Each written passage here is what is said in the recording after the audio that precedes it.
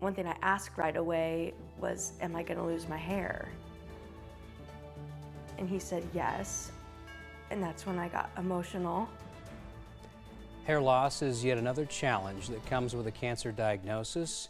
It's one of the more difficult parts of a journey for cancer patients, as it's something you can obviously see, learning that they are going to lose their hair.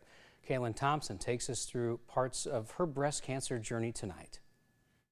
Iceman reporting for duty. Every time we went to chemo, we brought a cooler. And that's because My family and I decided I would do cold caps during chemotherapy.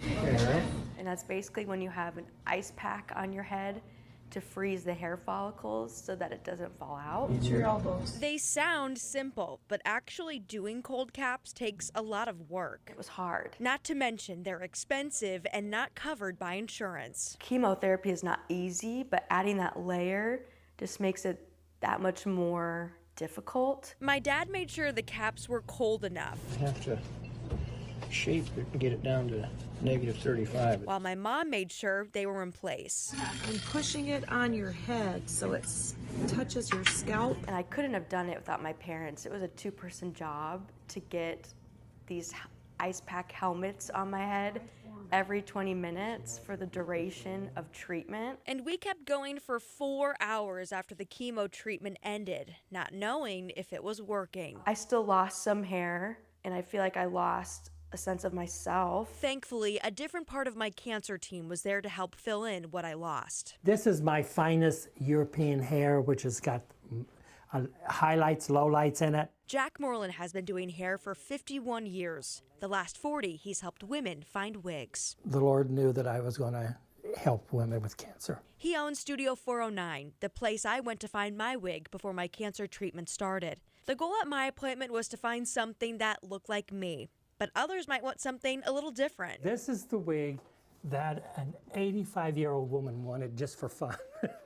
It's not a job Jack expected to do. Well, you're sort of a counselor, a doctor. That's what I started out to do years ago, is go to medical school to be a doctor.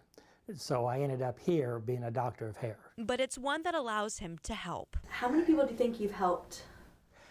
For 40 years, I can roughly tell you it's right around 20,000 or more. Moreland understands how hard it is for all those women to sit in his chair. The main thing is that we have to make them feel comfortable, because hair is very important to a woman, and their looks is very important. And when they know they're going to lose their hair, they feel like they're going to lose their identity. He's seen it firsthand when one of his sisters was diagnosed with cancer. My sister, 40 years ago, was my first client and the one that pushed me into doing this.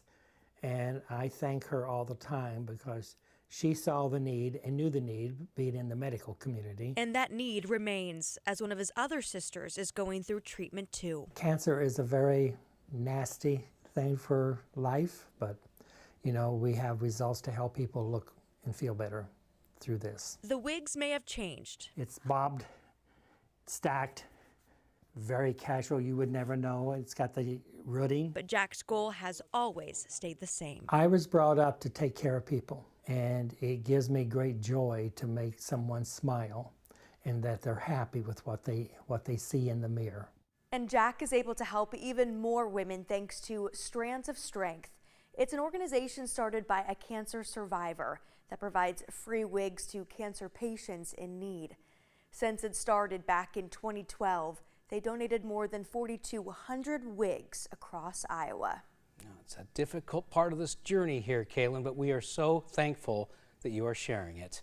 And we'll check back with you for the next one, too. You can find Kaylin's interview with the Strands of Strength founder, Deb Pulver, who WHO13.com, it is posted there. Just look for Surviving Breast Cancer. It's under the News tab at the top of the page.